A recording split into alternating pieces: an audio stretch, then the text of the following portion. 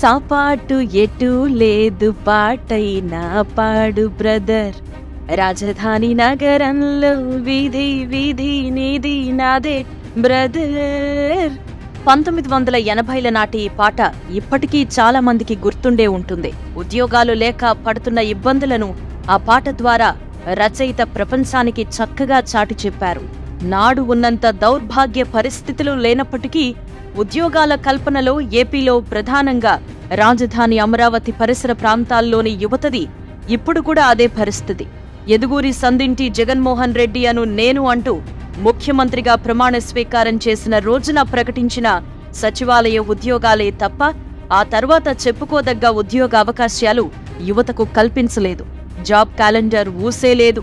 ఫలితంగా ఏపీ రాజధాని అమరావతికి సమీపంగా ఉన్న ఎంతో మంది యువత ఉద్యోగాల కోసం ఎదురు చూస్తున్నారు.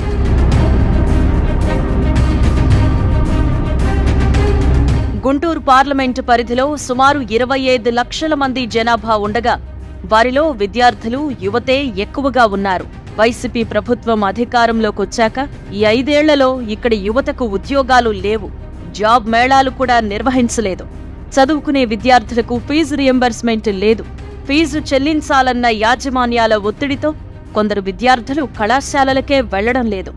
బకాయిల కారణంగా యాజమాన్యాలు సర్టిఫికెట్లు ఇవ్వడం లేదు.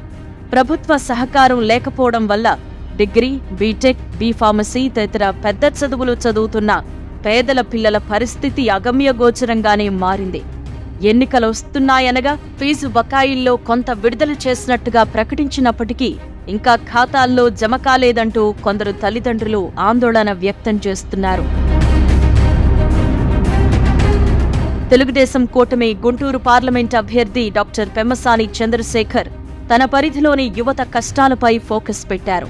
పార్లమెంటు పరిధిలోని 7 నియోజకవర్గాల్లోనూ పెద్ద పెద్ద చదువులు చదివి ఖాళీగా ఉన్న యువతీ యువతుల డేటా సేకరిస్తున్నారు. కూటమి ప్రభుత్వం అధికారంలోకొచ్చాక వారందరికీ ఉద్యోగాలు కల్పించేందుకు ప్రణాళికలు రచిస్తున్నారు. తొలి విడతలో కనీసం 1,00,000 మందికి ఉద్యోగాలు కల్పించడమే తన ధ్యేయమని ప్రకటిస్తున్నారు. అంతర్జాతీయ కంపెనీలను నెలకొల్పడం ద్వారా స్థానిక యువతకు ఉద్యోగ, ఉపాధి అవకాశాలు మెరుగుపడతాయని యోచిస్తున్నారు. కూటమి అధికారంలోకొస్తే ఒక రకంగా గుంటూరు డబుల్ ఇంజిన్ పార్లమెంట్ అవుతుంది. మంగళగిరి ఎమ్మెల్యేగా గెలిస్తే నారా లోకేష్ ఖచ్చితంగా రాష్ట్ర ప్రభుత్వంలో కీలక స్థానంలో ఉంటారు. పెమ్మసాని ఎంపీగా గెలిచినా ఆయనకు ఎన్డీఏ కూటమిలో ప్రాధాన్యం ఉంటుంది. ఫలితంగా గుంటూరు డబుల్ ఇంజిన్ పార్లమెంట్లో యువతకు ఖచ్చితంగా ఉద్యోగ, ఉపాధి అవకాశాలు మెరుగుపడతాయి.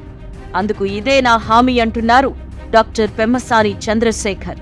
1,00,000 ఉద్యోగాలు కల్పించడం తథ్యమంటున్నారు.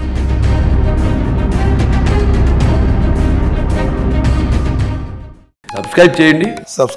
Please do subscribe to. Please like, share and subscribe to top Telugu TV. Top Telugu TV.